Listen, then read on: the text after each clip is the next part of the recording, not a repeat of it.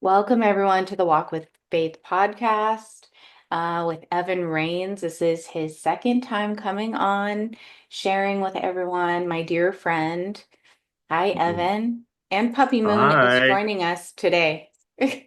super happy to be here. Thank you so much for all of your kindness and this opportunity. And hello, Puppy Moon. You are orbiting Mama like the moon orbits the sun, or Right. the Earth, and or the sun, I guess. Well, anything is possible, everything is possible. You're welcome, Evan. Thank you for coming back on. Yes, ma'am. Very exciting. So lots been going on. I can't remember exactly when was it. Do you remember what day that was? When did you do it? You were one of the first. Yes. Um, Gosh, I feel like it's like 3 or 4 months ago at this point. yeah. Okay. Um, Hmm. let me see. So maybe you were like the third podcast. I'm not. Let's get on to the walk with Wow. faith. Maybe. Let's see. Didn't mean to cause a distraction as soon as we begin. No, not at all, because I want to see. It's you were number, oh, you were number 11. Ooh. And yeah, so this is the second season, I suppose, right? Um, Yeah. yeah. Well, good So, for you. oh, thank you. It's for all. It's not for me. Not Well, I know really. that, but I mean, like, you've Yeah, been consistent. You've been working at it. You've been trying. focused. You've been, you know, Thank you. intention and will, and that deserves to be recognized. So Thank just you. accept my I compliment, please. receive. I receive it. I receive it. See, that's good because yeah, because it's not for me, it's for everyone else. But I am willing to, I am in receiving that Yes, you have everyone's to receive compliment. because the better off you are, and the better off everyone else is. Yeah. Yeah. So it's okay. Yeah, it's a cycle. Like it has to be maintained, right? Like it's like the water cycle or something. If you don't Absolutely. receive fully, you can't really give fully. If you're not giving fully, you can't receive fully. You can't break that circuit because Right. everyone who lives a life of lack in any way, shape, or form is living a life that has in some way shunted that circuit, Absolutely. right? And it's not like super complex, but it is not as easy as it is to say to do. I can tell you that, especially receiving, I think. And I have some stuff we'll talk about later about why that's so hard, but yeah, awesome. Thank you so much. It's been a quite an interesting last 3 or 4 months for me. Um, just tons of I don't know, just these cycles, right? And I kind of refer to them as like death, rebirth, and that's kind of like cliche thing within like the spirituality world, but it really is like you're going through these cycles and you're kind of like a caterpillar, chrysalis, butterfly thing, except it's just endless cycles of that. Um, and it's not like entirety, right? So you're talking about like facets of yourself and your energy that are being kind of recycled or restored, essentially. Um, they don't Right. all feel like as potent as, they're not necessarily all created equal, yet the cycle is essentially repeatable. So that's the beauty of living in a fractal kind of world, right? Where Yeah. no matter the level of magnification or zoom, it's the same wherever you look. So that's it's really cool. We can talk about some more of that, like some of the specific things. Just in terms of expansion, I think is more or less what I've been like forced to allow myself into. Um, Right. and so, really, really, again, using some of these words that everybody tends to use, just like this really profound and intentional, like surrender, yielding to just allow yourself to be as malleable as possible without actually altering or compromising kind of like your core, right? Like your pillars, right? Like you have to have those to build on. But then it's you still, even those are up for redefinition, like in kind of tweaks, in terms of your understanding. And it's really a matter of perspective. Like the farther out you can see, the more detail you have. And so therefore you can make more sophisticated, kind of nuanced definitions of what something is or isn't, what it means to you, and how you apply it, and ultimately like assimilate it, right, and embody it. So um, I know that's not like super specific, but I mean, as we go, I'll come Yeah. up with certain things and I'll share, things as we progress. But that's kind of the theme, though, I would say. So what have you felt like, what cycles have you been, death and rebirths? Because it's true. I mean, what cycles have you been going through that you feel like has been molding you, refining you lately? Sure. I think that's a fantastic question. Thank So you. really, I think a couple of the things, and I kind of want to talk to like the structure of this and how I perceive this to work, and then I'll go into like the actual substance of any particular aspect of it. But I realize that these things are you're constantly going through this, and it's like this. You can sense. I don't know if you can sense this, but like there's this like circular motion, right? That's always occurring, and so kind of like how the moon goes around its phases, right? New moon, various crescents, half, whatever, full, and it just keeps going. But I think for people, I think it can become almost demoralizing if you don't understand that it is not at all. I think everybody knows this, or at least I hope you do. But it's not linear. It's not straight lines. It's not even slightly curved lines. What you're talking about, to think in terms of like, I don't care whether it's atomic level or macrocosmic, you know, the moon orbiting the Earth, or the Earth orbiting the sun, or the sun and our entire solar system orbiting the center of our galaxy, and how they all move, and like what is directing those things, and why does it always feel kind of like labyrinthian, to use a really, really big word, but like serpentine. You're like, why do I feel like I've seen some of this before? Like sometimes it feels like I'm passing by the same mountain, right? And you are, but you're also not. And so when you think about how change really occurs and how you like think about how you would theoretically, right, like travel massive distances through space, right? So they had these theoretical things called, Einstein-Rosen bridges or wormholes. Well, so what exactly is that? Well, that's a bending and a collapsing, right, of time and space to like essentially bring two really far away points together. But then it's kind of like a vortex almost, right? So you're going through that. But when you are in just think of like water, because I've always analogized the universe and just how it looks and how it feels as if we're all just kind of like suspended in water.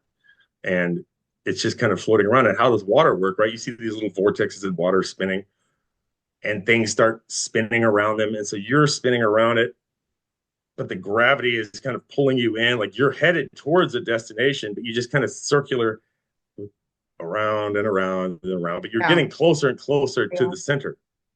And then eventually you're getting close enough to where you're really kind of in its field, and things begin to perceive like, wow, it feels like things are accelerating. Well, that's because they are, because now that the orbit is smaller, like the radius of the orbit is smaller, you're spinning and making quicker turnarounds.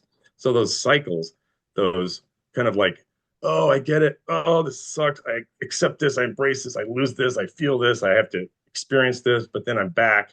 Right. These things happen quicker and quicker and quicker as you're like That's rapidly true. spinning around. Yeah. And then eventually you get to the actual vortex and you're like, and you're in.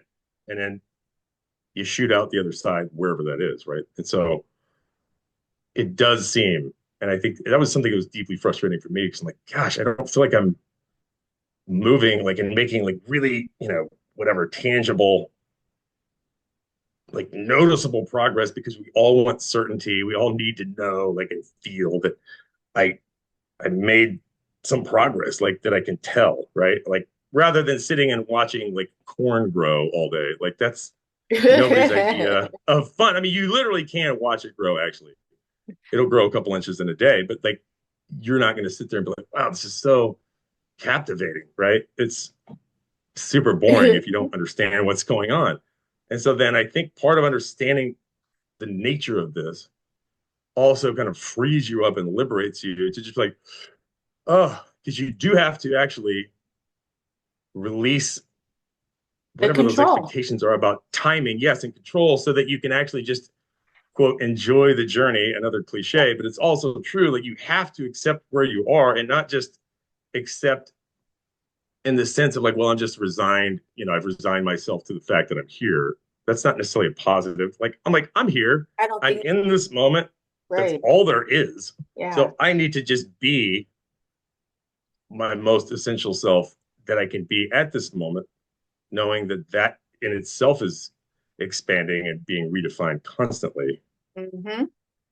And hopefully you're the one defining it, right? Yeah. Because you are essentially, and this is something I've had a kind of heavy revelation on lately, is I hear people talking about, and whether it's like kind of like religious stuff, churchy stuff, or just kind of like the kind of overarching like manifestation narrative. Like people talk about authority, right? Like walking in authority.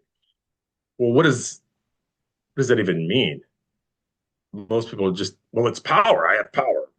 Yes, but what is the word that we're basing that word off of? Like just cut the last three letters off, and it's like author,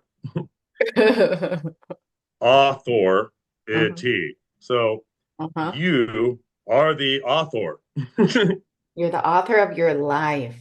And so go ahead. Well, no, I want to keep going, but what you said was very important. People want to walk with authority, right? And power and feel powerful. But also, what we have to understand is we are hmm, this big in this giant tapestry of all these other souls, all these other people that we're all connected to in the infinite, right? So, yes, walking in power and authority, co-creating with the creator in our life, the Yeah. author, the writer, Right. also knowing that we have to surrender because yeah, we want to have power. But when you try to control everything, then that's when we realize how very little power we can possibly have versus things Well, way yeah. greater than us. Well, and that's the beauty of, I talk about this constantly, which is this entire existence, I don't care where you are, who you are, even what we're talking about, is nothing but just an infinite series of polarities, contrast, paradox. That's all it is. And so I've kind of drawn it out. I'm not an artist, but I'm working on creating this visual, which is, you know, it's a ultimately it's supposed to be like a giant sphere, right? Because like all of the celestial bodies, not all, but the big ones, they're round, right? Well, why are they round? Well, it's because at a certain point in their development, they reached like enough in terms of like coalescence of mass in their center to create enough gravity to actually force the material to form as a sphere, right?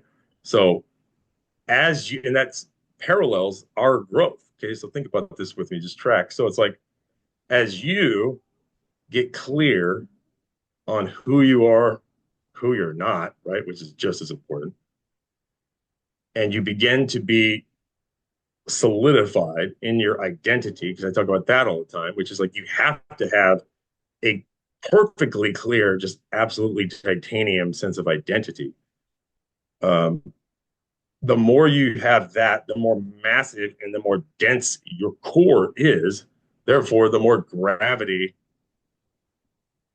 is created, right? So your orbit, so like stars when they're young, regardless of how big they get, they start out smaller, they start out a different color, and is they're mostly hydrogen, right? But they do the same thing. And so it's all hydrogen, and then eventually the core gets more and more kind of organized, the gravity increases. So the hydrogen, which is the lightest, of all atoms, according to atomic weight, then like collapses inward and it's like, well, crap, I can't be hydrogen anymore. It's actually more efficient for hydrogen to collapse into helium, which is denser and heavier, and so on and so forth until at the end of the star's life, let's just say like prior to supernova, uh, the entire core of the star is literally solid iron. And then it explodes outward. So once it has created this massive solid iron, okay, so we've gone from an atomic weight of 1 to 26, by the way. So that's quite a few jumps. And then now it's like, boom, I have this massive gravity. The star is actually the biggest it will ever get. And it's affecting more things around it. So more things are orbiting it because it's the dominant force. But then it explodes outward, which is that's kind of like your, think of that as your breakthrough moment, right? Like your big one. All your energy goes out because you go from pulling in, you embody it, and then it goes back out. So that's kind of that cycle, anyways, of like inhalation, exhalation, masculine, feminine. But then that's when the Giving, biggest stars they receiving. collapse. Yeah. Yeah, they collapse inward and actually become just astronomically dense. Whether it's a neutron star or for the big boys, right? They turn into a black hole, of which there are varying sizes of those. But the point is, now they actually do have tremendous control and influence over anything that is near them.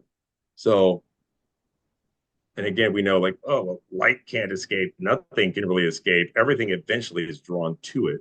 And so that's like when you are certain of your, not only your identity, your purpose, right? You've defined all of these things because you are the author. You've written your script, so to speak, right? You've written the story, and you always generally start with like the vision of like, well, here's where I want it to end up, right? So I write the end. I know what the end looks like. And ironically, in the Bible in Genesis, God said, I have declared the end from the beginning. He's telling you how to do this.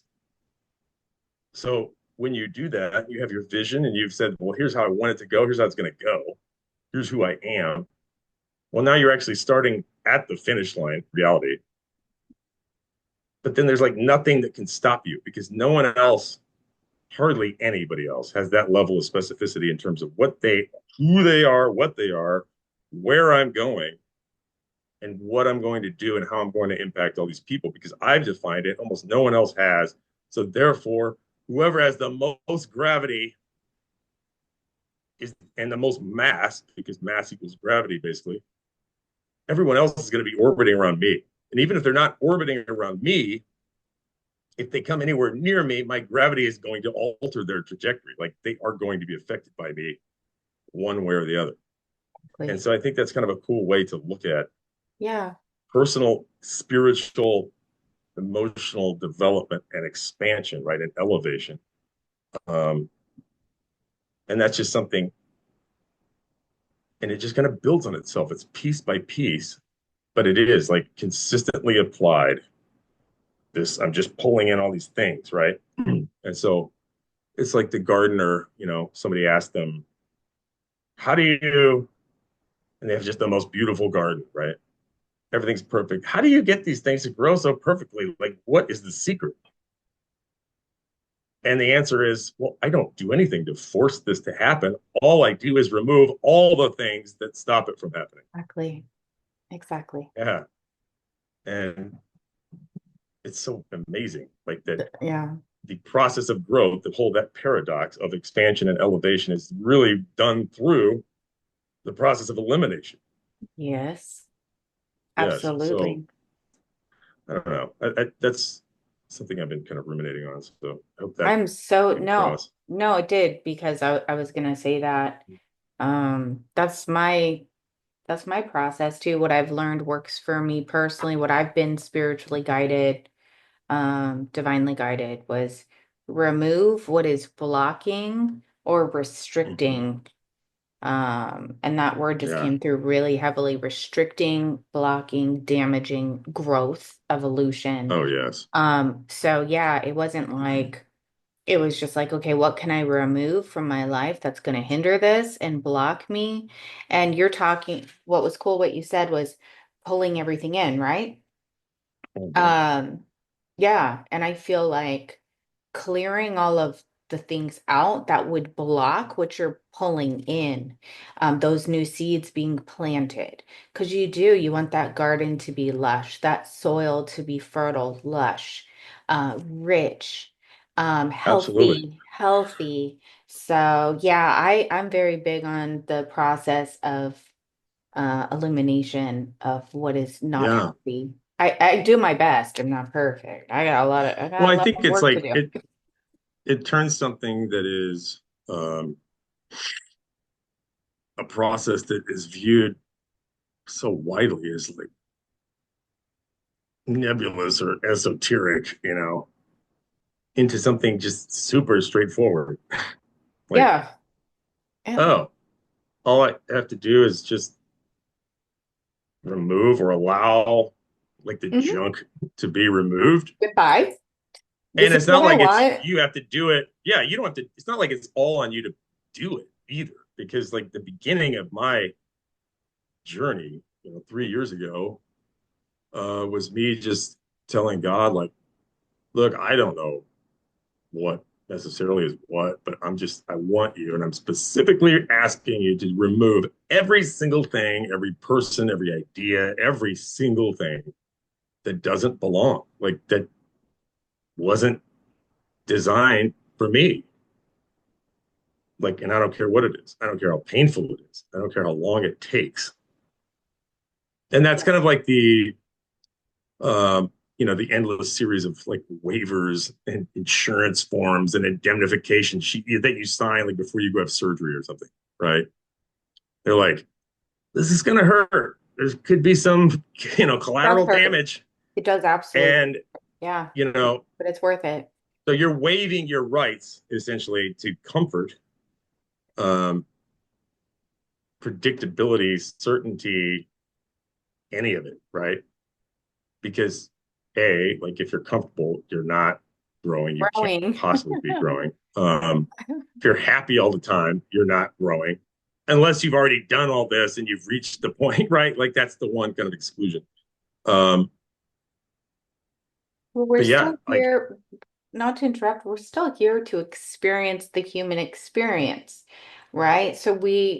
Um, so even if we do find that peace and happiness, um, which I feel comes from God Himself. He fills Hmm. up that void with His peace and love, but it does not Totally. mean that we are not going to go through experiences where, like you were saying, comes back around and we have to feel that and it Hmm. triggers us and we're like, okay, I gotta feel this emotion. Okay, why am I feeling Right. this? Acknowledge it, work through it, release it. I release it with love, Oh forgiveness, but yes, for it's sure. like, but 100%. we are going to still experience those feelings and emotions. They're not gonna Yes, and that's really the contrast that I'm talking about. So like you can't really appreciate hmm the joys and the happiness in those moments, right, of beauty and everything else, really without the darkness. without experiencing the opposite, Of course. right? Um, I agree. or the lack of whatever it is. And so I'm not saying like, oh, you can't be happy and you shouldn't be happy. Like you can't be happy at any point through this process. That's not at all what I'm saying. What I am saying is like,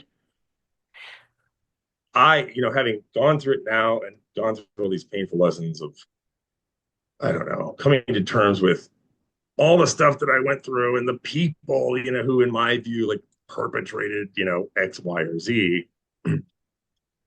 to actually really sincerely being able to be like, all right, Father, thank you, not only for all of the experiences and all of the pain, but like, thank you for the people who, I They're don't your know, the teachers. people who did it. Yeah, They're because your pain is teachers. a teacher, right? And it can wear an unlimited number of faces. Okay. Right. Uh, and like if you feel like, oh, I've had a repetitive experience with this type of negative thing, well, almost certainly that's because you haven't learned the lesson that it's trying to teach you. Um, Exactly. it's just like school. Like if you don't pass the tests, like you don't get to go to the next grade. And like that's something we all intrinsically understand when it comes to external things, right? Um, but a lot of people, and it's not because they're like willfully blind to this. I just think they've been lied to in so many different ways. But they don't understand that all of the stuff applies internally, actually predominantly and preeminently first, right? And so if you're experiencing it in your external world, it's because it's simply a reflection of what's happening or not happening Inside. internally.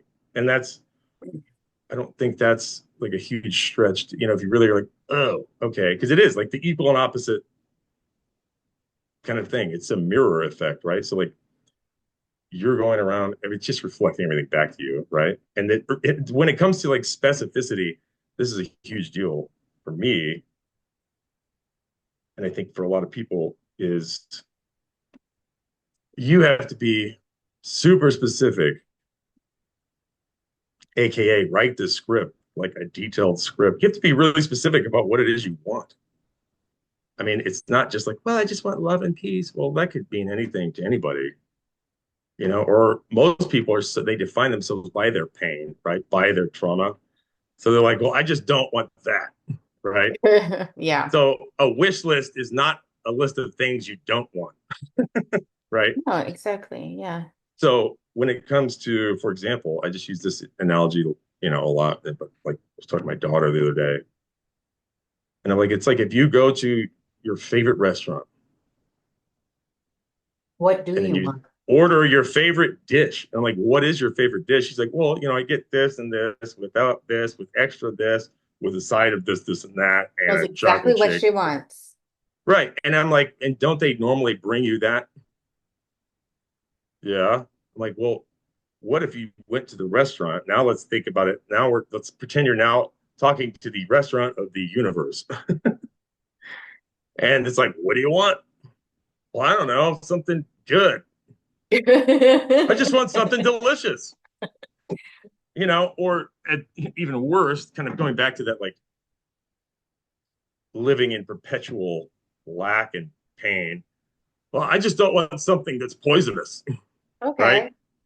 I just don't Uh-huh. want something that's terrible, right? Like I just want to. Okay, so in either case, the chef, because you have actually transferred the decision making authority now, and you've made this vague statement. Well, Giving away okay, your so power.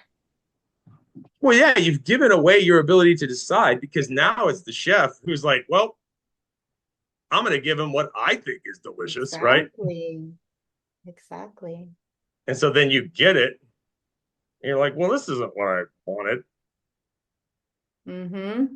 Well, how can I give you something if you don't tell me what it is? Like, think about this. Another example. If like I want to go build a new home, I've got the money, I've got the banking, I've got a piece of ground, I have a contractor who I trust who's going to build it. But then he's like, well, okay, what are we building? I just really I mean, just a beautiful home. You know what I mean? Like, Evan, just something really amazing. Okay. Well, he's like, well, I do have I have some sets of prints from other homes that I built. Like, whatever, it's just something awesome, man. Just awesome, beautiful. Right. How many, how many bedrooms do you need? I don't know. I mean, just a lot. I'm you getting know? I'm getting a vision even to make it simplify it a little bit, but that's so awesome. That analogy is because I have tattoos and all of mine, I've put a lot of thought into of exactly what I want, why I want it, what it means. Yeah. Um, Yeah. It's like the difference between going to a tattoo shop and saying, okay, do you want to pick from any of these, the book, and it's just some sure, give me whatever you want. What's most popular? Or, Right. Yeah. versus putting the vision, the detail, the drawing, the design, what it means to you, why you want it, Yes. how it makes you Oh, feel. well, well, here's the thing. The reason why most people don't do this. And so just to quickly wrap up the home building thing. Okay. Obviously, we know like the reality is I hand, if I'm doing it right, I hand the contractor just an extraordinarily detailed What you want. set of construction documents. You're talking 150 to 200 pages of just schematic level detail. And so then, if you actually take the time to do that, which is good, segueing back to what you were talking about, well, like, yeah, I thought about what it means. Here's what I want. Here's what I'm trying to say with it, whatever. You have to actually spend a lot of time to do that. Mhm. That takes a lot of time and it takes a lot of energy and focus. And frankly, it takes a lot of iteration because it's not like you're like, oh, this is my first little explanation of it. And that's the one. Like generally, it's an iteration, right? You're going through it. And you're like, okay, I'm fine tuning it. Now, at a certain point, once I've done all that, then I'm like, yes, like this is it. And so when you take all of that data, just like if you take your giant set of construction documents about every single imaginable detail of your home, from the materials to the layout, everything to the contractor, and they're like, oh, awesome, like we can build it. Right. Exactly. When you do that, it becomes, and think about any type of like whatever miraculous manifestation you're trying to pull in. When you've done that work and you hand over the prints, I don't know, is it really like a matter of like faith at that point? No, because No, because you're like, it's I knowing know it's being, exactly what it is. yeah, And yeah. it's already been done essentially. And that's the beauty of that's why I say like the future comes first. The Well, future is the past, actually, because as soon as you write it or speak it, you've created it. And I referenced it the last show, and I was like, I told everybody to Google the definition of the word future. It's like when it's there, I've seen it. It literally now exists in a future timeline. And all I'm doing now is shifting my understanding from the fact that, like, oh, this is some hypothetical thing that may or may not happen to this is so clearly defined that it's actually like already happened. And I understand that. I embrace the fact that it has already happened. So therefore, it's actually in the past. And I'm simply moving towards the physical manifestation because there's just a latency between the two, right? And they kind of follow one another. And yeah, so I don't have to have faith when I hand that to the contractor. Like he's going to build it. There's no guesswork. you gotta have It's faith that he's gonna done. build it the way you want it. That's why you stay on top of that. Right. And that's a different set of kind of issues because yes, you do have to like maintain. It's just like planting seed. Oh, I'm going to go plant this cornfield. I've plowed and tilled and all that. I plant the Yeah, seeds and you can't just like leave and come back in you gotta make six sure months. you tend to it. Yeah, we got to tend it. We got to manage it, weeds, bugs, whatever, right? It's got to be watered, etc. That's just part of, that's just kind of like managing it and sticking with it. But that's not like either. That is not some sort of like, oh my God, what a monumental task, right? Like I just have to like keep up with it. Yeah, And if I just do that, then I get to have it. And so in the case with planting and sowing and reaping, whether it's your words, your teaching, your giving, your loving, your emotions. just like crops, you don't just get one to one, right? Like I plant a corn kernel in the ground. I get 8 to 10 ears of corn with hundreds of seeds, on each ear. And so then that's Okay. the kind of like exponential way that God created the universe to exist. And so if you're finding yourself working on like a one-to-one, like zero sum game, well, then you're playing the world's game. We're energy. Energy cannot be created nor destroyed. It can be transferred. So you just said it's not one to one. No, because the seeds that you're planting You're sowing these beautiful seeds. It's not just for you. They're going to bloom and blossom, not just for you, but the Mhm. legacy that you have, your children, their children. And this could be, and so you said our thoughts, our words, right? I said our emotions, so our actions Mhm. as well. So if you think about it, it could be depending on what seeds we are sowing, positive or negative, we are energy. So whether we plant those seeds and we see them in this lifetime or our children see it, those fruits will bloom. And so that's Yes. why we want to have the most positive, abundant seeds full of gratitude and be specific about what we want, but we want them to be good seeds and remove all that. Right. And Yeah. so you have to realize that every single thing you do, every single thought you have, every word you say, every action, every intention, Mm-hmm. it's all seed. I mean, it's It's literally all you're doing absolutely. all day is, and so then it's like, well, it's not just planting the seeds because, like Mark chapter 4 in the Bible, it talks about the sower goes out to sow. It just the implication or the inference is he's just out throwing it around like Johnny Appleseed, just wherever he goes. Because the reality is you are sowing everywhere you go. Uh-huh. And so some of it just doesn't work out. Okay. But what he's speaking to is like, okay, well,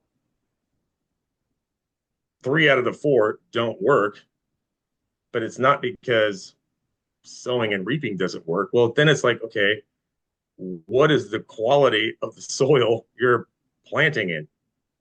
And so he Yes. said that. So then some of them plant, in rich, good, healthy soil, and they reap, 30, 60, 100 fold,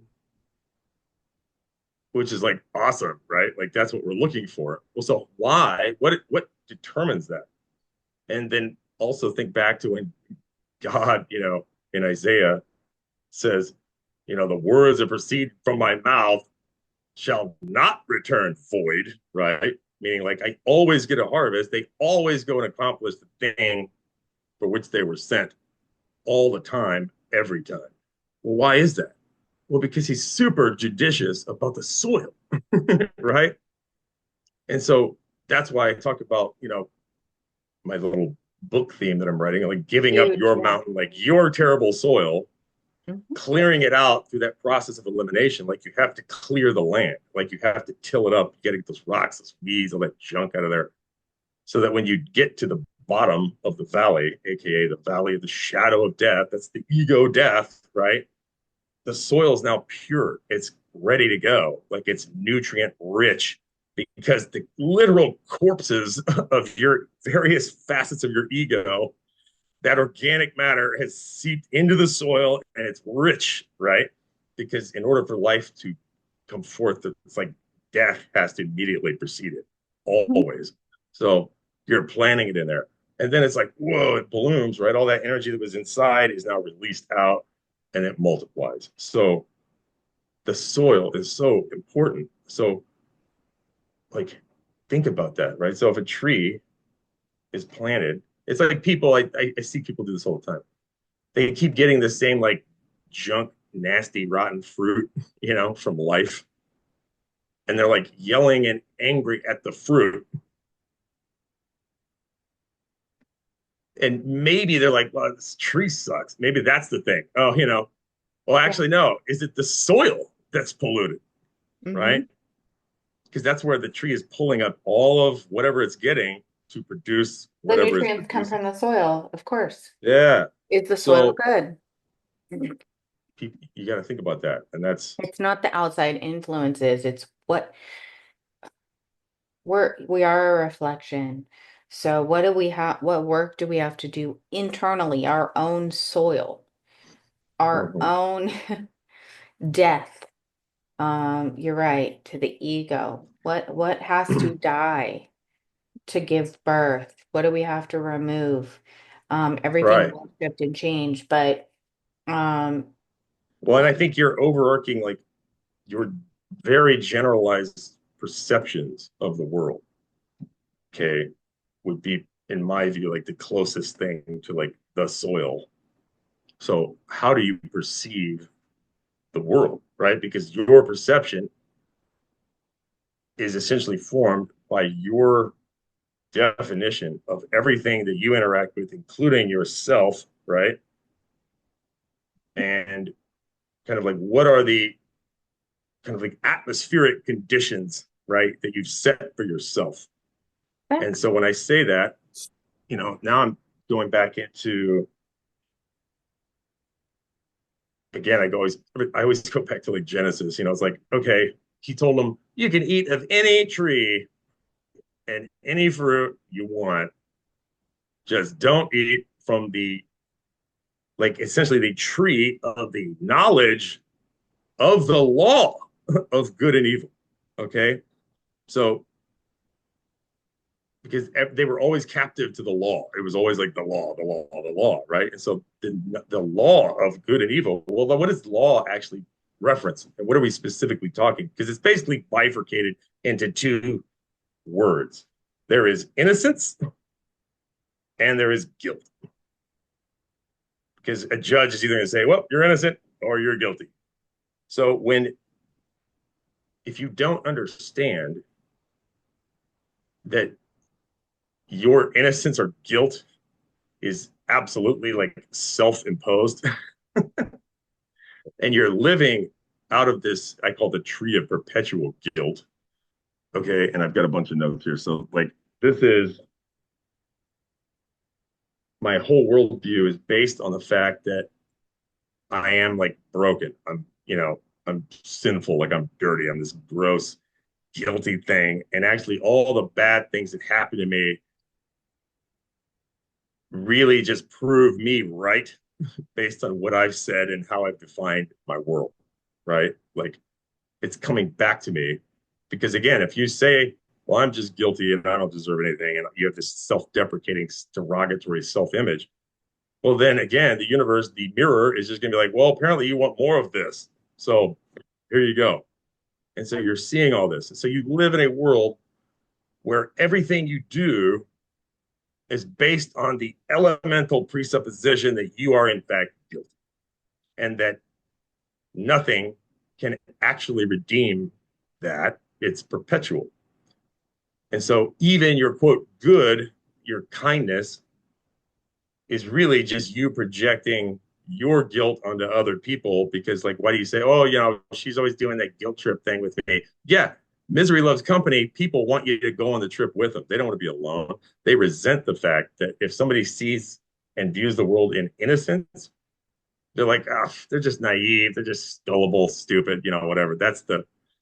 But reality is like they've defined that. And so therefore they resent what they feel like they cannot possess. And so, and I'm not trying to get like really dark here, but like follow me just for a moment. Please, no, I So want you to just when freely. when people, for example, dark, broken, really wounded people, specifically like when they hurt children, okay, and you fill in the blank, or oh, somebody when he was a kid, he killed a bunch of animals. You hear this all the time with these. Well, why? What is it about that? Well, that's because they feel so guilty, so dark, so convicted, so condemned. And they see these innocent things like children, right? They're innocent. They don't even know. They're just happy and da da da da. Or animals, little animals. They're innocent. All they do is exactly what they're put here to do all the time. So I'm going to hurt them. I want to interact with that innocence in whatever warped way I decide, because I don't believe A, I can possess it, but B, I have to take it from them because I don't like the fact that they have it. And so the world that a lot of people live in, which is just perpetual guilt. So then you think about the religious hierarchies in the world, and all religion creates, which is just nothing but ritualistic, go through the motion type stuff. It only creates two things, which is pride and or condemnation. So pride is like a projection based on my own lack, right? It's a compensation for my own perceived shortcomings, right?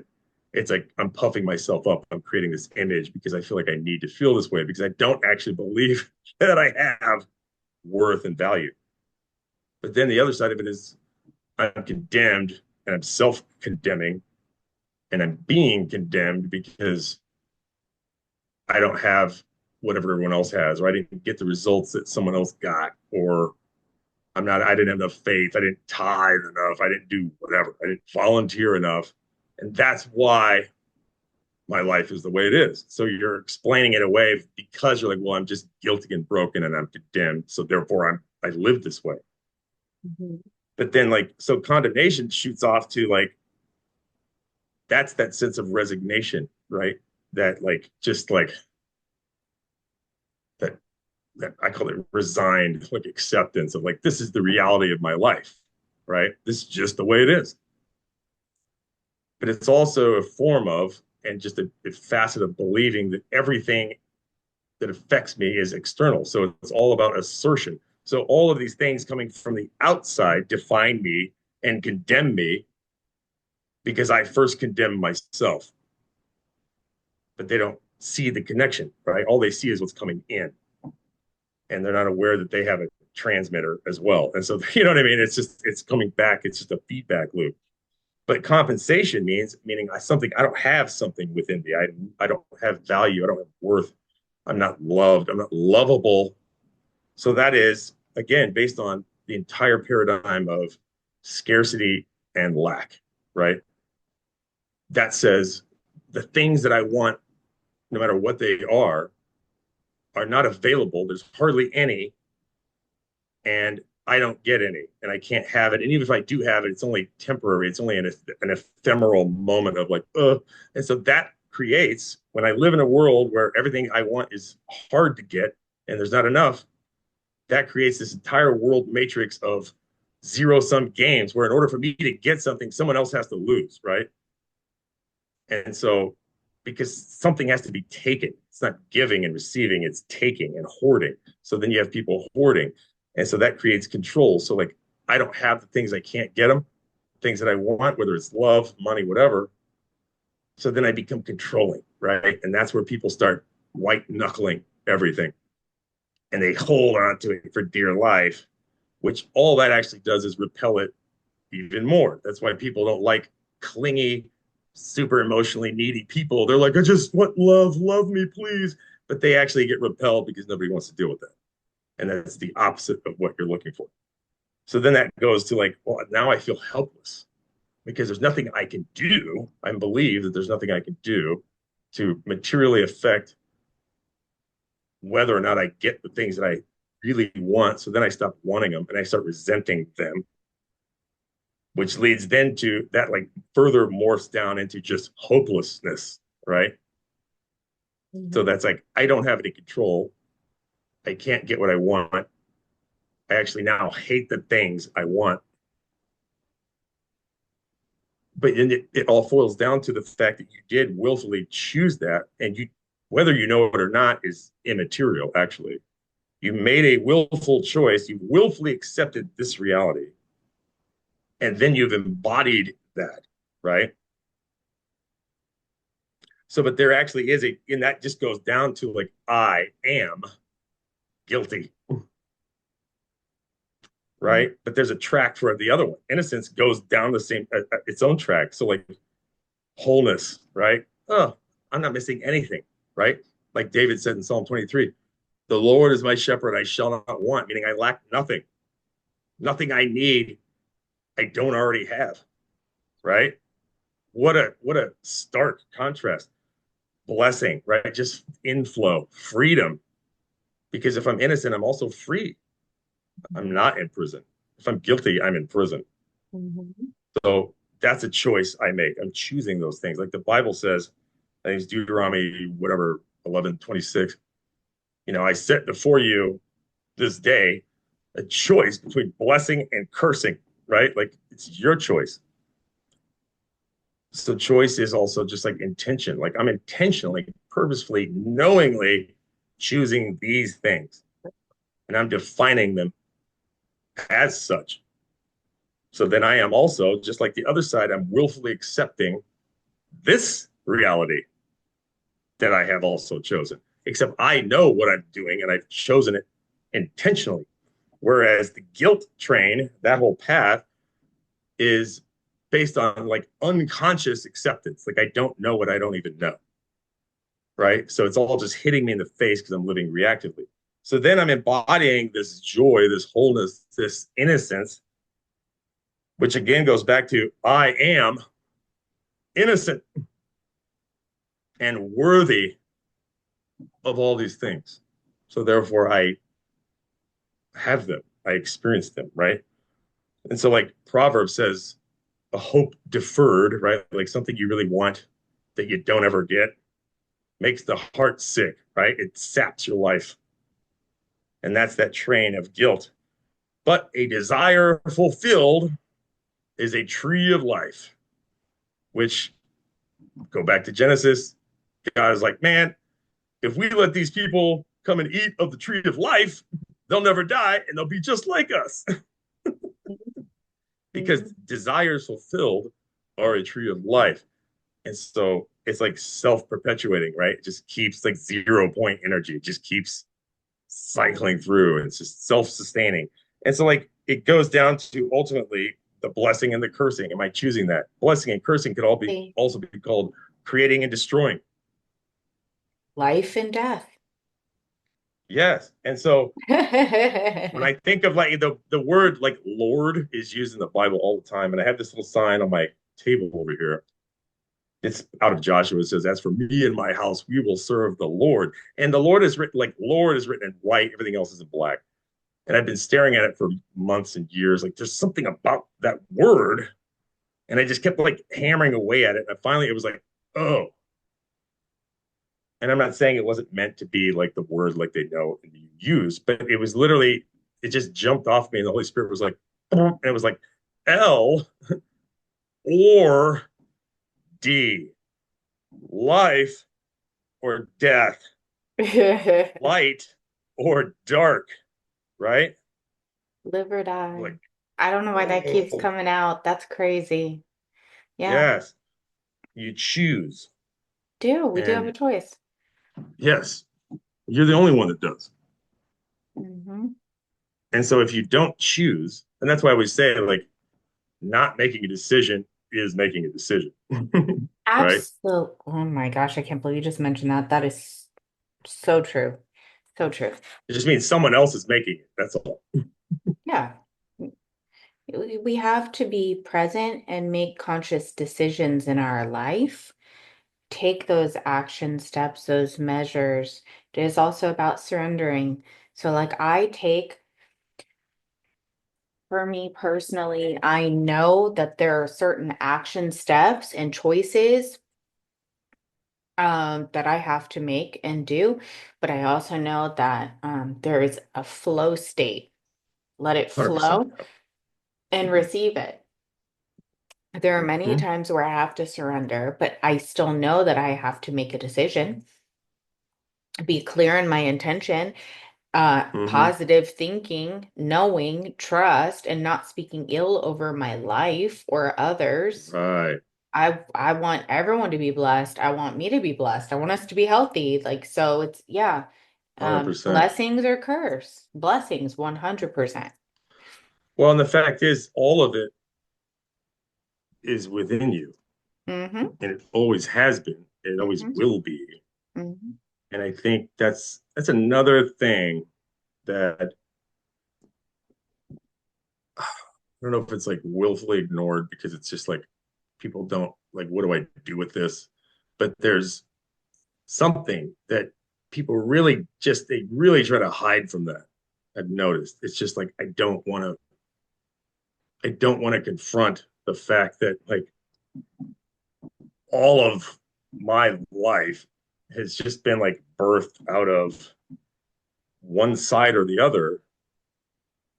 And Being held it's accountable like, for their cause and effect, their choices. well, I mean, yes, it's Right. like, okay, there's a correlation, but like correlation doesn't equal causality, right? So like what is the cause? Well, the cause is either my conscious decision making which is based on my subconscious programming, or I'm making decisions or like shifting the decision based on unconsciousness. So, and that's just consciousness is just awareness versus like unaware. And so blind spots are just, I'm not aware, right? Like just make it literal. Like in your car, you're driving, I have a blind spot. I can't see it. I'm not aware of that. So I have to like look at a weird angle, or I have one of those little circle mirrors, on my mirror to show me the blind spot. But if I don't even know that the blind spot's there, well, then it's going to continue to be a blind spot, and I'm going to continue to take damage and hits from that place. So until I identify that, which that's the whole part of like going inwards, right? The kind of, I don't know, the journey inward, right? The path of life. Like when Jesus says, I am the way, the truth, and the life, he's talking about like I am, meaning me, and also you. Because again, I've talked about this. You can't say the name I am without referring to yourself. And that was done intentionally. So, like, you have to go inwards. The narrow path, right, to righteousness, is hard to find. And like, not many people actually make it. Like, even if they do find it, maybe they don't even make it to the end because it's totally inward. I have to go confront. And so, like, I call it the power of the name giver, which is like, I go in there, I confront these shadow aspects of myself, or my shadow, my darkness, that has like innumerable like facets, right? Individualized kind of like identities. And they're like these emaciated, like gaunt, like little, just like ghostly beings, I perceive them as. And they're just sitting there like starving to death. And they've never been acknowledged. And they're screaming out in ways that cause pain, in ways that cause negative stuff, because they're like, we need you to please just come identify us, come acknowledge us. We just want to be seen. So then you go in there and you see them, and they're not like the big hulking demons that you thought. It's actually just like thin slices and facets of your own nature. And so you define them, give them a name, right? Because whatever you call it is what it is. Again, which is why God in Genesis made Adam say, he's like, stand here. I'm going to run all the animals by you, and you're going to name them. And whatever you call them is what they are. Again, he's teaching you how to take authority, authorship. So I can't write if I don't have words. I got to use words. So therefore, me naming thing is like creating a word, and I get to use that word however I want, rather than it telling me whatever it wants, which is ultimately, I just want you to acknowledge me. And your body does the same thing. Your immune system, my God, your T cells, when some foreign object comes in, they go attack it, remember it, file that away, so Yeah. that the next time I have authority over it, I can tell it what it doesn't get to do that to me. So your whole immune system is built on endless encounters with all of these different pathogens, bacteria, whatever. It's the same process. So like if you don't go in there and name these things one by one, well, that's to that degree is your blind spot. And so once you name them, they're like, oh, and they're not a problem anymore. They're not screaming and yelling anymore because they just wanted your attention, wanted you to deal with something, to adjust or whatever. And now they just kind of quiet down and they'll go sit down. And if you need them, you can decide, well, I don't want to interact with that stuff anymore, but I do kind of find some use in this. Like, for example, I need to set firm boundaries and be able to really defend them. That's like a shadowy aspect, right? Because it's like I'm willing to use A force. shadow. I'm willing to, Of course. yeah. Well, And so, yeah, but it's a good, that's what we need. That's the good, correct, the positive way of using your shadow. Yeah, that's your correct, warrior. That's your defender. It's for your right. safety, So, your life and so you force. have to, Hmm. again, but you have to define that. Hmm. And so I think a lot of people, especially within the church and like religious stuff, they're just terrified of it. They've been told like all these horror stories about like darkness and demons and devils, and it's so silly because it's like you're just programmed into being afraid all the time. And so like it's all about control through fear. And like you can't, they don't want you to grow and expand. They want you to be dependent on them, which is why they have to define your boundaries for you. And then you accept it and live in their little box. So yeah, The false matrix, the false reality. I mean, not saying, I mean, people do conjure up negative things and do energy work.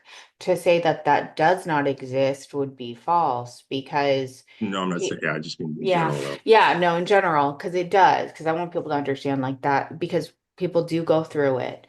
But it's good to be aware of it, acknowledge it, call it out, because we don't operate in fear at all. We Right, acknowledge it and we handle business. And that's where right, our boundaries, our prayer, our light, our connection to God, and many different things can handle it, but it's not, should never be out of fear.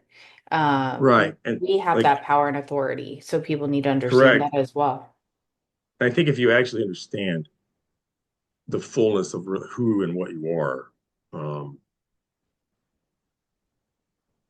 because man, you know, I don't care what religious or historic text you really pull from, you know, the really common theme is like, well, yeah, you're like divine beings, right? And you're this eternal soul, spirit, whatever, in this like In flesh, in, biotechnical yeah, suit.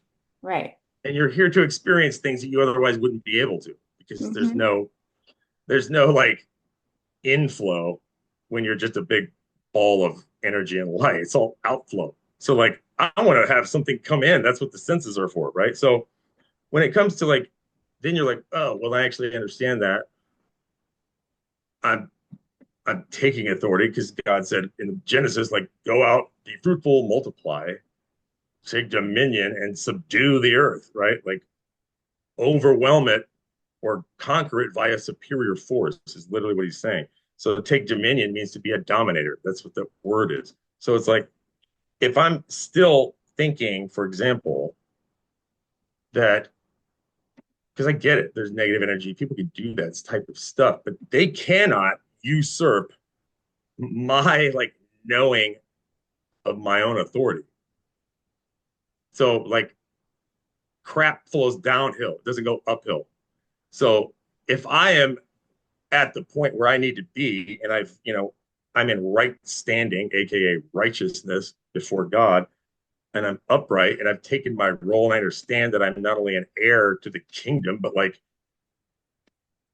a royal kind of like king and priest, as the Bible repetitively says. Well, and there's nothing between me and God because that's what anointed means. That means because the Hebrews did not like put crowns on kings, they didn't put crowns on prophets and priests. It was always anointing. So it was like covering with this oil, which represented that there was nothing. They were a sovereign, which means there's nothing between you and God. There is zero earthly authority over you, and there cannot be, which is why God repetitively talks about man being stubborn and obstinate and like they are entirely ungovernable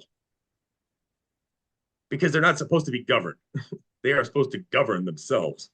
And so this is supposed to be a planet of however many millions, billions of independent, like sovereign, anointed, all kind of like cooperating and collaborating rather than competing and trying to, you know what I mean? Right. So, because when Yeah. you ascend, you build kind of like spiritual momentum. Like there is initial like energy that takes a lot of energy to like get it going. That would be like the physical equivalent of torque or something. There's this torque, there's this displacement, this initial thrust of energy, and then you build inertia, which then builds. Now you have momentum, and momentum begets momentum. It creates momentum, and so that also does something else because there's a paradoxical side to all of that. So it's like a big train, massive train barreling down the tracks at me at 100 miles an hour. Well, yes, it has a ton of momentum and a ton of inertia, but I can see that thing coming. And I'm like, I don't want to get in the way of that. Right. And that's the same with people who know exactly who they are, what they are, where they're going. People are like, whoa, I don't want to get run over by that. I'm either going to help you and come draft and increase your momentum, or I'm going to get the heck out of the way. No, but that's, yeah, So that's a good point. Yeah. momentum builds itself, but it also eliminates resistance. So nobody wants to be in the way. Like, I'm going to get out of the way because I'm not trying to compete with that thing, like that juggernaut flying at me. Like, I don't Yeah, need well, that. nobody in their right mind, but a lot of people who operate like that are not operating logically a lot of times, you Right. And know. it's like, it's okay to think logically too. Like, you can think spiritually, you can think in abstract terms. But again, there's like the contrast, right? The polarity of that is, well, there is a place for like logic and deduction. It's a And balance. It's a balance. yes, and that's my whole sphere example. Like, if you create the sphere, you're the center point, and then every aspect of you, belief, idea, relationship, place, aspiration, whatever, these are just like little lines that go out. Each one of them has a pole, right? And it's just like like an unlimited amount of those until it renders like this visible object, right? Like, I don't know if you ever watched like a 3D printer, like how they work. They're just like, and they So just go in cool. circles and Yeah. circles and circles and circles Hmm. over and over and over and over and over and over, and over until it finally you're like, oh, I get it now. Hmm. But it's like layer upon layer upon layer upon layer. And so then you see when people are like, oh, it's, something is warped or something's out of balance. Well, that's because you're not centered. And if you lean too far one way or the other, you're moving the center of gravity, right? So if I'm here in the middle and I'm like, oh, like I do kind of lean a little too much like this in terms of anger or resentment or whatever, well, that shifts my center of gravity away from the center and actually begins to, if you were talking just purely physics, like cave in the other side of the sphere, right? And so now wherever my center of gravity is where everything is drawn towards, and it's going to collapse certain things and it's going to expand certain things. And so you've got to understand like all of these little attitudes, beliefs, these limiting beliefs, these things that you have been convinced of that you just kind of like, I don't know, accepted, just like, oh, I don't read the fine print, just sign the paper, right? There's all these things that you're agreeing to Yeah. that, yeah, you did sign an agreement. It's a contract. And just because you didn't read it, or just because, oh, I'm sorry, officer, I didn't know the speed limit was 25 and I was doing 90. Like, that doesn't matter. you know, he's still gonna bust you.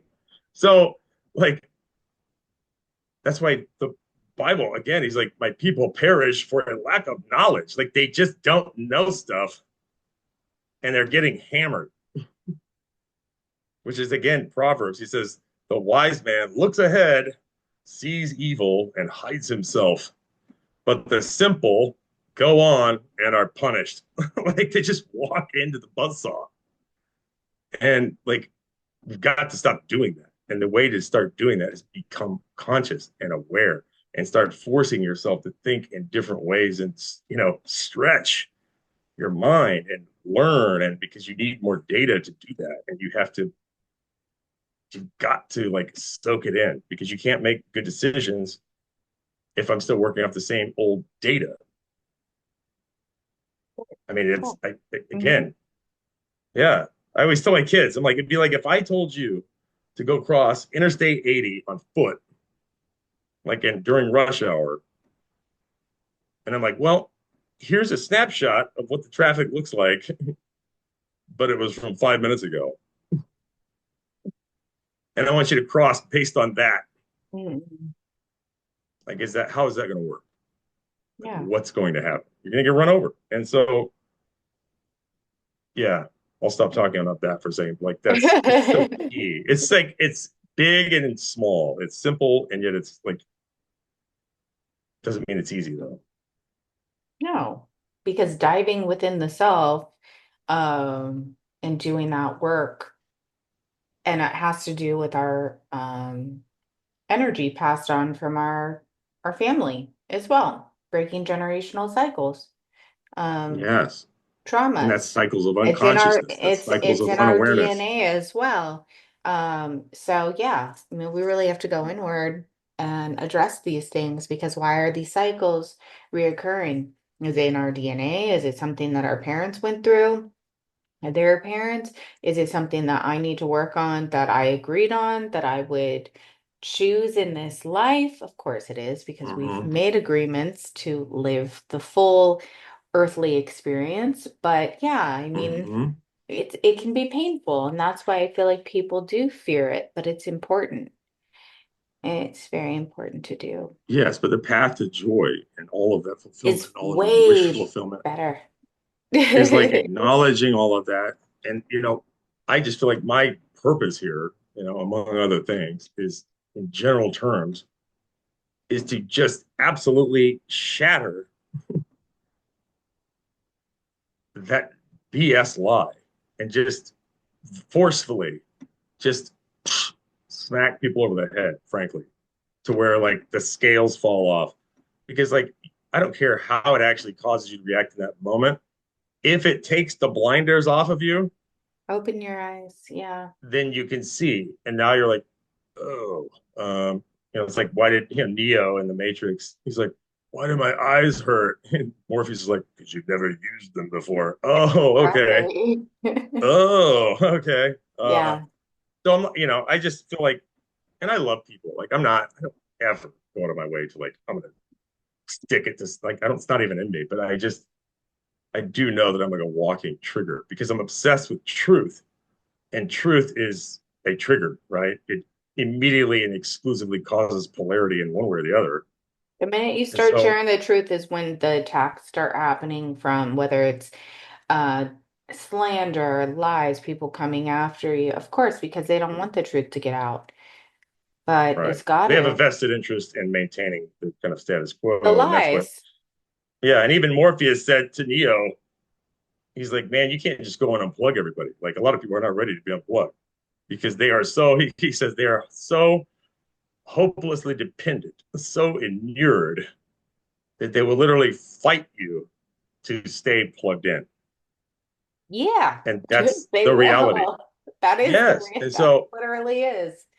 I've yeah. I've So, experienced it many, many times, and I'm sure you have too. Yeah. and you just can't take it personal, right? Like, Nope. because if you interact with them and they're like, ugh, they respond and they kind of revolt and they repel you, well, that's actually good for them because maybe that causes them. Because I always tell people, I'm like, when I'm talking, I'm like, what I'm telling you is truth and it's going to go in you. And there's nothing you can do to stop it from going in you because truth cannot be obstructed, first of all. Secondly, it's going to insert itself and nest inside of you and it's going to replicate like a virus.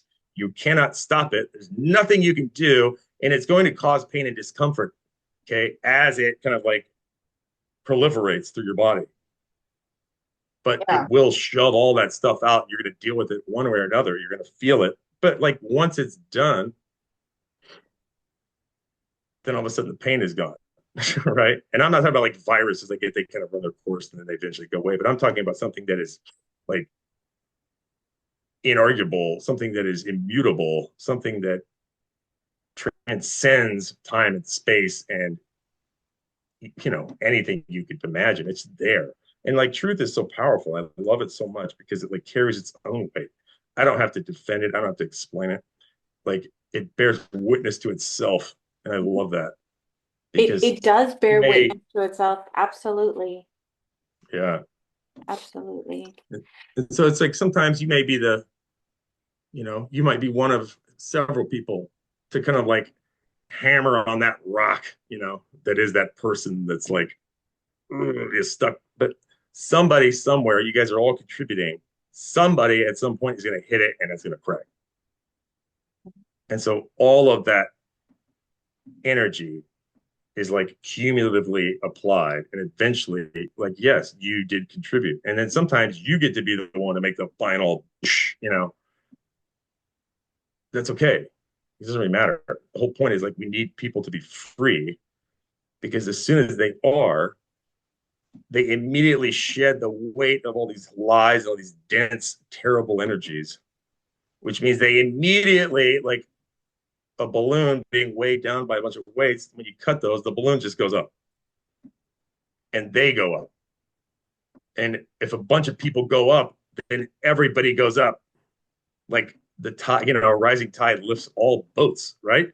So, and all that means is like, wow, it's just like a stock, going up and down, but it's like trending up. And they're like, wow, all we're really looking for is to level up and say our highs are higher, but also our lows are higher, right? Yeah, exactly. The growth, And so, like, the positive yes, because progression. That's what we want. Say hi, puppy. all you're looking for. It's Yeah. not progress. It's not perfection. It's progress. And I always I talk about just golf. It's like, said, I just said that to my son I love that. 2 days ago. That's exactly what it Yeah. is. It takes the pressure off because you're like, I just need to get like, they always say like, if you could just be 1% better every day, which is not like an intimidating thing. If you do that, you compound that over 365 days, it's like something like 37,000%, better. Um, and like the final example I've used for years on that is like, I played golf, highly competitive college scholarship type stuff. And I always told people, I'm like, I make just as many mistakes as you, like whoever, just the average kind of like hacker guy just out there. I said, the difference between me and you is like when you're at that level, everybody's good shots are really good, right?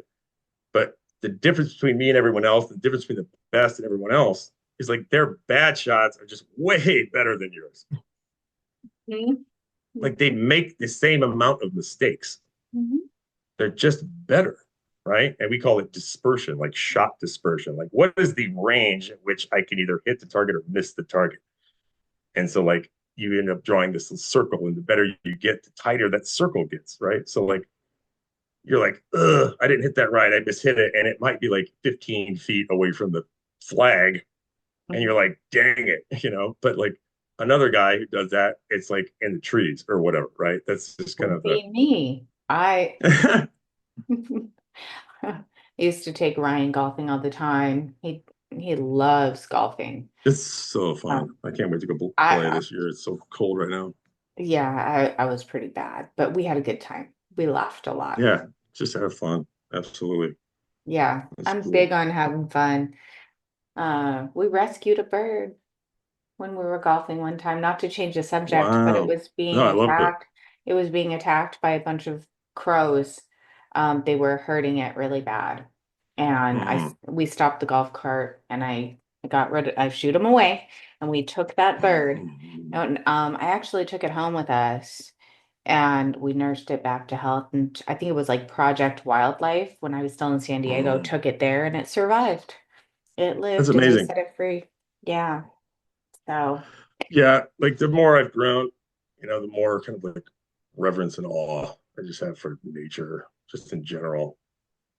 And it's not like I'm not like looking around for like every ant as I walk around, but like if I do, like I have, I'll have bugs come in here, and my daughter's like it doesn't matter what it is. It could be like a cute little whatever. I'm like, no, you're not gonna smash the thing. I'm gonna get it and I'm gonna throw it outside, Mhm. and it's gonna be out where it needs to be. And if it dies 2 seconds after that, that's not my deal, but I did what I had to do. And so like I try to take care of things, and you just have this like kind of tenderness towards that. Um, and I think that realization that I had too about just like animal life, nature, just kind of like being permanently and intrinsically innocent. Like again, all it ever does is exactly what it was put here to do. And so I'm like, oh, it's just why it's so pure. That's why everybody's drawn to it. Everybody's like, that's so beautiful. Oh, look at these animals, regardless of what's happening, right? Even watching, I don't know, a herd of wildebeest just like be ripped to shreds by a bunch of lioness. You're like, there's just something naturally like whatever. It's just I there's could nothing not. wrong with it. I know, but me personally, I couldn't. I don't like seeing things get hurt. I've seen so much pain. Oh, For I get some it. people, you I know. can't, but I've seen so much pain and suffering, so much blood. I've been through so much. I can't believe I'm still here. Mm-hmm. That Right. and maybe in my younger days, I could see stuff like that. I've never liked seeing it. Yeah, I don't know if I I ever don't want either. like I'm just that. saying, like, I understand it, is all I'm saying. Yeah, I mean, Right. And but so, in the wildlife, yeah. Hmm. yes, that's what they do. Um, yeah, yeah. But not everywhere. I mean, like, there's, I'm if you look at like biology, for example, just generalized biology, they have like this pyramid of what they call like the trophic levels of like energy production, right? And like what they call biomass transfer. So like the biggest bottom part of that pyramid are, the plants, right? These are what they call primary producers, meaning they don't consume anything outside of rain, sun and nutrients from the soil. So like they're not taking anything from anything that isn't just like freely given to them. So they create it through photosynthetic processes. They create life, and all they do is get eaten, right? They are only in service and energy giving. So I guess for me, it's like if you're wanting to think in terms of like, well, how can I live? And I'm not saying you have to be like this martyr your whole life. That's not what I'm saying. But like they give, they take what's given naturally and they just produce and they give. And everything else is built upon them. So then you have the herbivores, right? They eat the plants. They don't eat anything but plants. And then you have like omnivores, like predators, you know, carnivores that eat herbivores. And then you have carnivores that eat other carnivores. And then like a handful of creatures across the earth are what they would call like apex predators, which they don't have anything that comes after them. And so it's interesting. So the Bible talks about, oh, the first shall be last and the last shall be first. Well, the last in that order is actually the primary producers, right? They're beneath everybody. They give of themselves to their own death in the same exact way that Jesus did when he was here, by the way, gave and poured himself out unto death, it says. So, but then if you flip that thing, so what does it mean to be last to be first? Well, so those people who are the givers, the producers, the ones sharing the light and the energy and the love and all that, just giving, all you have to do is mirror that because you constantly talk about how the universe is a mirror, everything's a mirror, it's all paradoxical. Flip that thing upside down. Well, now who's on top? It's those people, right? Like everyone ultimately then begins to give to them because if you give, you receive, especially if you freely give. think people need to understand the power and how potent and important giving love and light and energy, like actual life force energy is. So Mm-hmm. I think something that has is part of the false matrix is thinking that giving has to be something tangible that you touch, right? Physical or something like that. No, no, no, no, no. Energy, our life force energy, that's giving. So Yes, that is just being. just being, giving that love and that light, giving that energy, um, is um, very potent and powerful. And I think people give it without knowing. You were saying knowing whose you are and who you are, knowing how important that life force energy is and Mm-hmm. what it can do to change people and their surroundings and people in that. Yes. And so like it's like the sun doesn't decide, oh, I'm giving light to this planet or that. It's just constantly, right? It's just doing it. And it's because that's the thing. Like giving does not actually in most cases have to be sacrificial or, I just am so tired of that like martyr complex that so many people have where it's like a badge of honor if my giving causes me pain or discomfort Not or supposed to do that. like That's that's false. ridiculous. That's Yeah, false. that's Yeah. also matrixy type crap That is because lies. yeah, We it's all cannot based on deplete our, scarcity. yeah, We are not supposed to be depleted. We are not supposed to starve ourselves and torture ourselves for another man. We give and praise God, and He pours into us, we pour into Him, and we give from our overflow, our Correct. overflow. Yes. Yeah, Thank you we for that. we That's are amazing. not Yeah. supposed to sacrifice our souls and our life force energy that God has given us on our individual Yep. soul's journey and hurt ourselves and think we're going to be Right. rewarded for pain and suffering. No, That's it's not how it works. false. And like, you know, it's not like there aren't situations where that can't apply. I mean, like, oh, the guy dove out in front of a truck and pushed a baby, out of the way. And you know what I mean? That's That's yeah, okay. But that's that's like one out of like a billion potential situations. And so people tend to focus on that type of stuff. But it's like you talk about the cup overflowing. Well, that's again, Psalm 23 is like, you anoint my head with oil, right? My cup runs over. And so, yeah, it's coming. You're not supposed to be emptied. That's not the whole. we can't give Like if we're you, when empty. your ego is dying and you're doing that process of elimination, yes, you are being emptied, but you're being emptied so that you can be filled with Why? like the Yes. actual love and light and energy of God, like the truth, right? Um, yeah, I find that so wild that it's like so many people that they have like, oh, I take this vow of poverty. Like there's entire gigantic like appendages of religious institutions that are like that's what they believe. You're talking billions of people, and like there's honor or something in like suffering and poverty. That's insane. I don't, and that, but that's everybody's agreed on that. So therefore, that is the like prevailing atmosphere. Yeah. And so the more people we have to break free from that, like we can actually change that. That's how you do it. It is kind of like the virus thing. You have to replicate, right? We have to get more people. And I'm not telling people I would never like, here's exactly what to think. I'm not doing that. I'm teaching you like how to perceive what is actually going on and how to think. Because you actually have to decide all these things yourself. To And decide it yourself. So yeah, like you said, you talked to God and you said, okay, remove the things that are not for me, however long it takes, however painful. Um, we have that power and authority. We ask, we have that free will. Okay, help me. That's what I did. I was like, mm-hmm, okay, this is what's going on in my life. Um, mm-hmm, I am sick. This is hurting. This is it. And I needed help. I needed assistance. So what happened? He emptied me. I asked, mm-hmm. and everything was stripped away bare.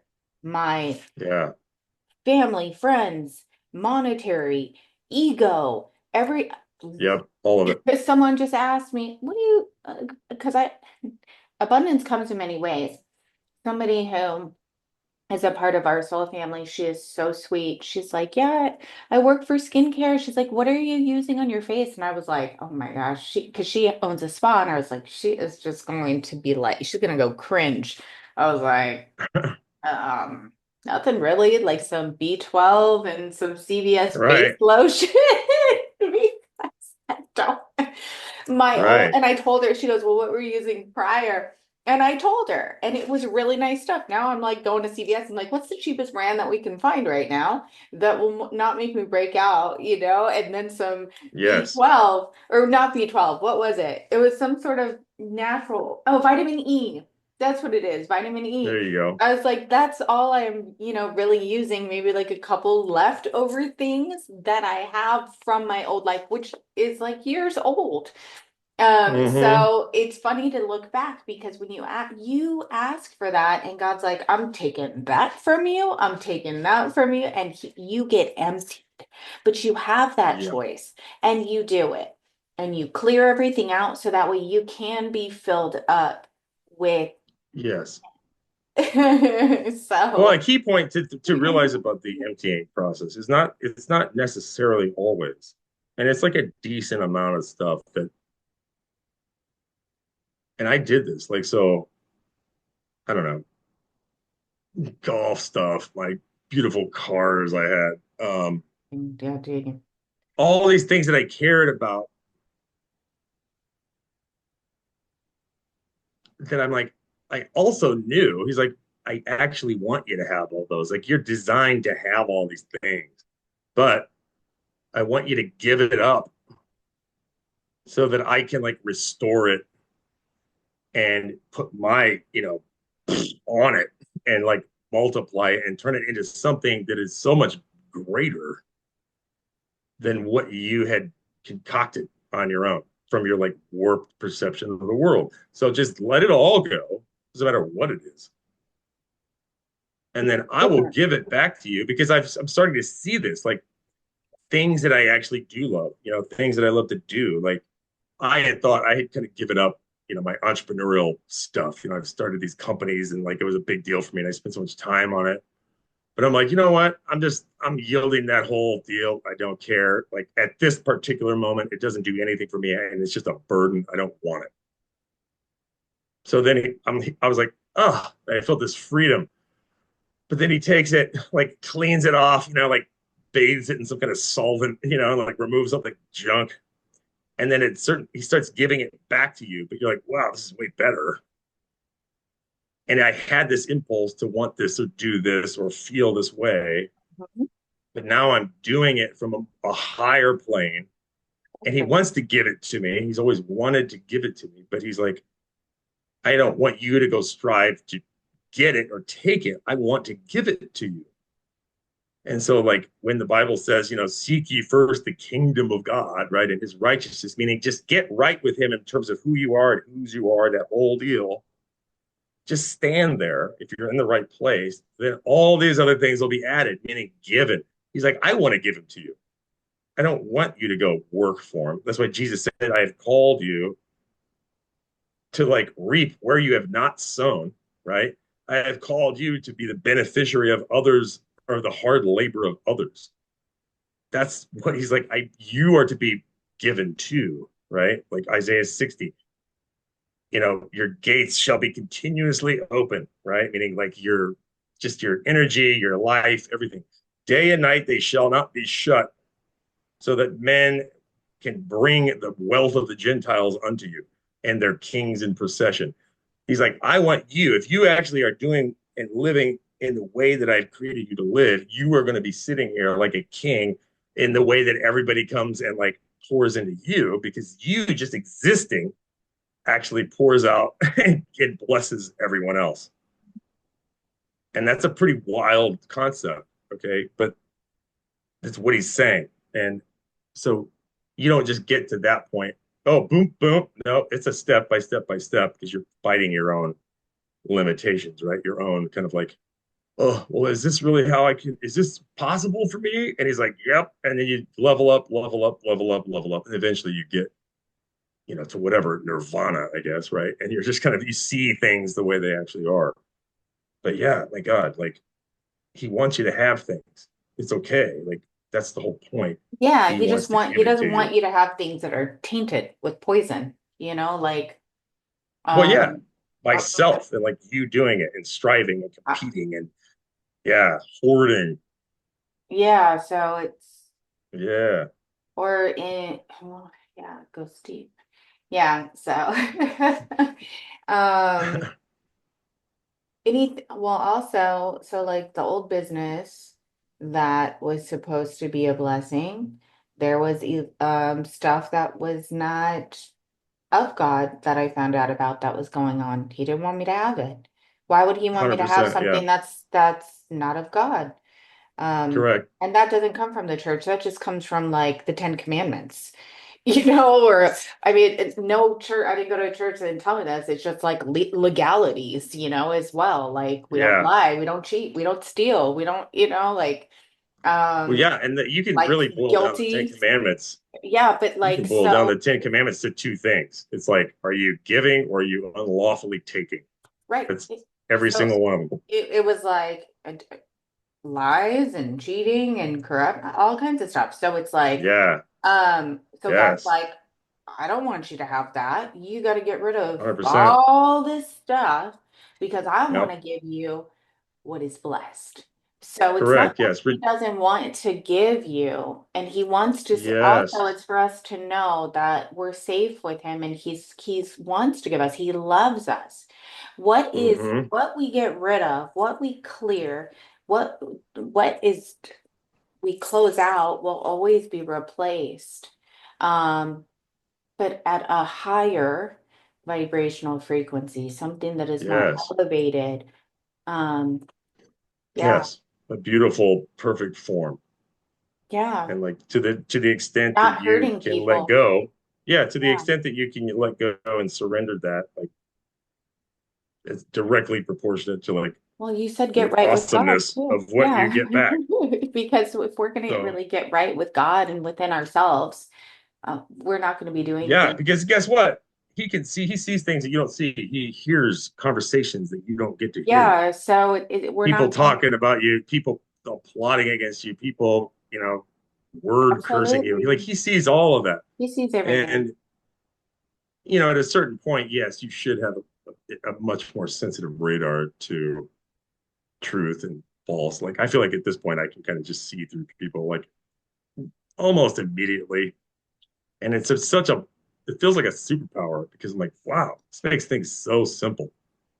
And because when you're vibrating with truth and you're just up there, like anything that isn't that It doesn't feel just good. appears so obviously different. Yeah, Yeah, that's it feels awesome. Yeah, very because like you yeah. have to have that. That's so Evan, cool. Evan, so do you want to share with like what you're doing right now in your life with people? Like anything? Because we're Sure. probably gonna have to do another podcast.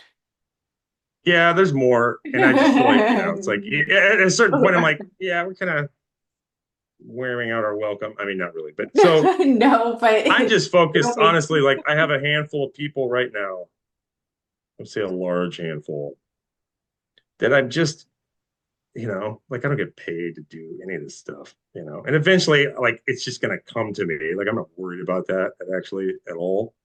Um, and opportunities are, I can tell there's things being just set up because as more people, frankly, just get to know me, hear me, whatever, they're like, man, I'd like you to talk to this group or this guy or this gal or talk to me or whatever. And if it's just going to come, and so I'm like, okay, I'm going to be here and I'm going to give.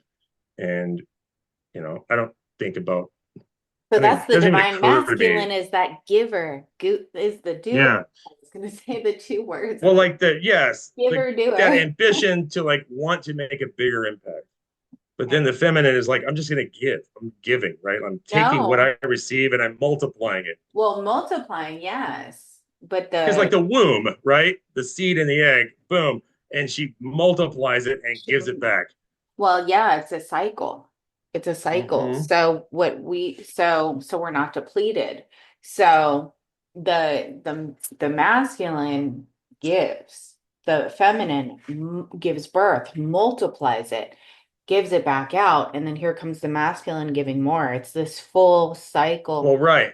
And so I get what you're saying, and let me, I guess, qualify what I said. So I understand that about the masculine, like the releasing and sowing of seed, if you will. But there is like this charging up, like inhalation is masculine. It's like this building up of a charge to then be released.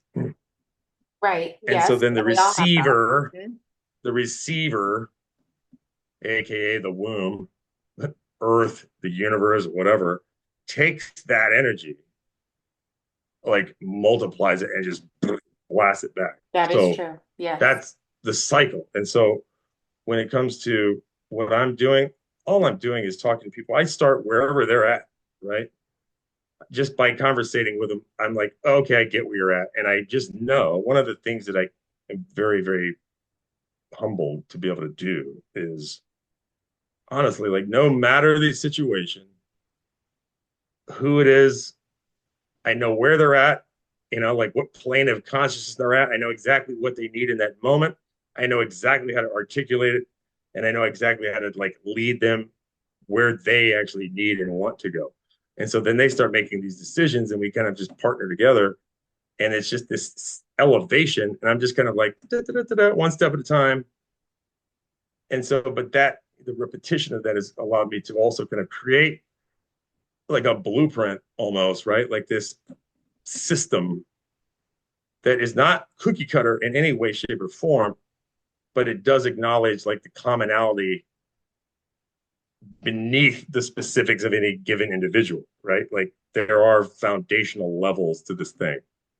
And I know where they're at. And so like no matter where they are, I have like this almost like constellation of analogies and teachings and things that I've come up with that I can pull and I can synthesize where they are and what they are, and it's exactly what they want. They're like, my God, it's so delicious. It's like a chef, right, who just makes everything taste amazing. And I'm not trying to like puff myself up. It's just I see this happening. Like people are telling me this.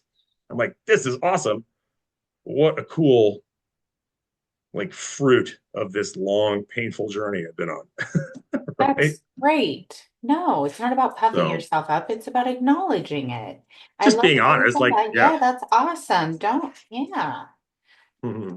that's a Because beautiful I talk truth. to people about humility, there's so much faux humility in the world, it's all BS, but like real humility is just simply acknowledging exactly who and what you are, like, and submitting to the fact that, yeah, I am this, right?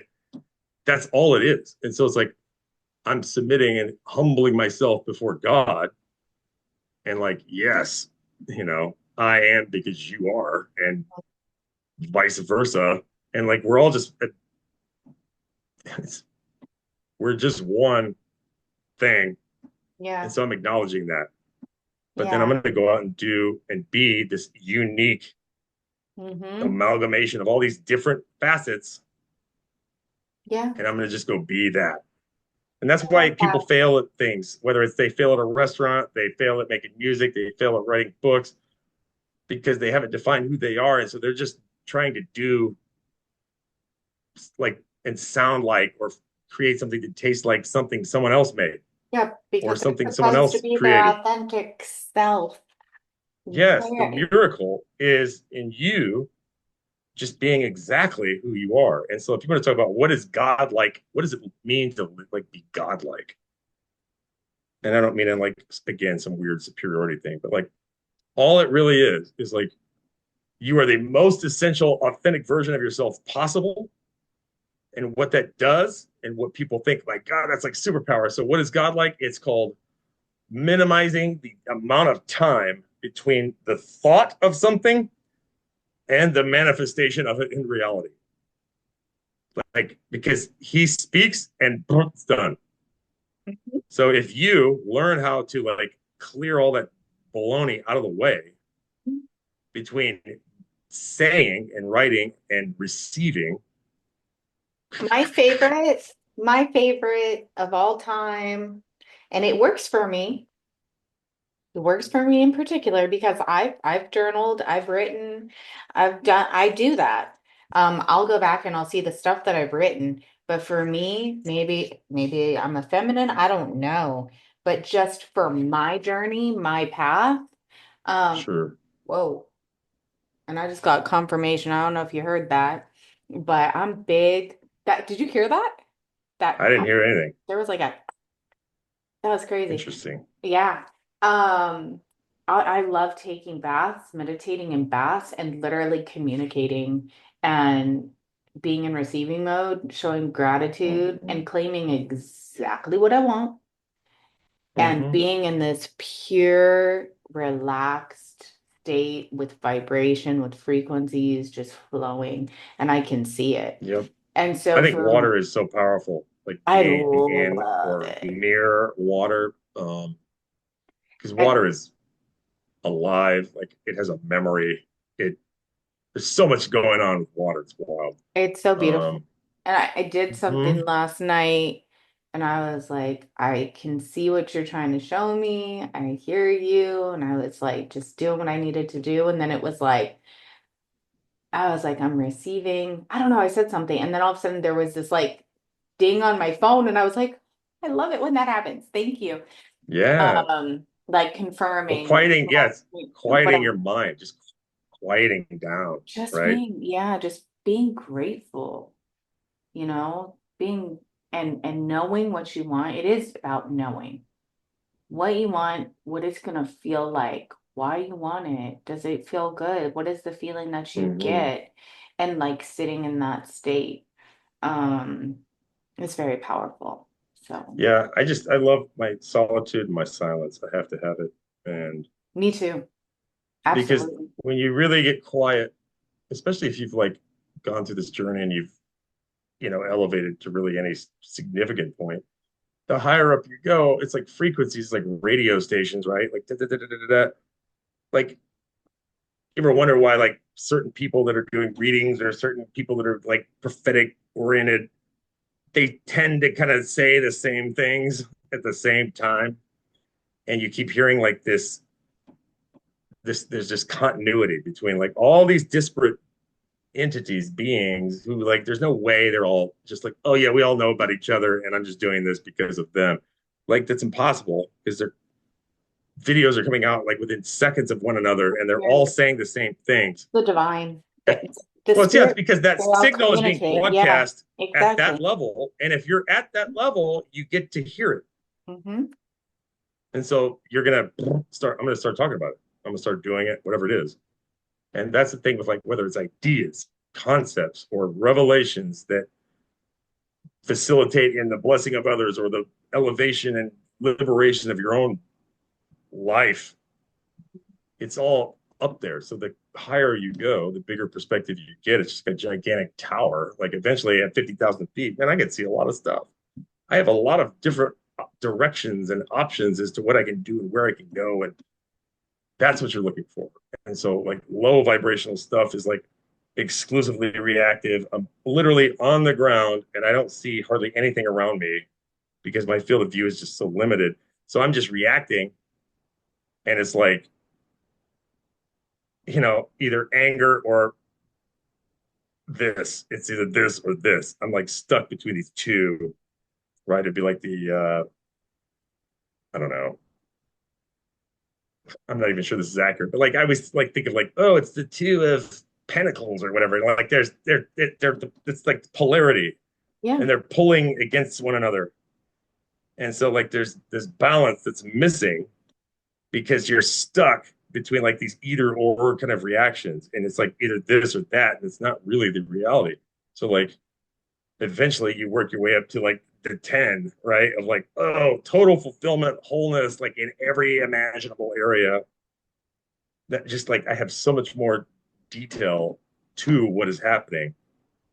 And I just like, yeah, the high, you have to get higher. Your altitude is absolutely what determines. That comes with I feel like it comes with solitude, going inward in peace, and Yeah, staying quieting the noise. The noise is a yeah, distraction. correct. So, Because God does not yell, like honestly, despite what a lot of people believe. The Holy yeah. Spirit is like the Bible literally says it's a still small voice. And so like you have to get really super quiet and then you can hear it. Mhm.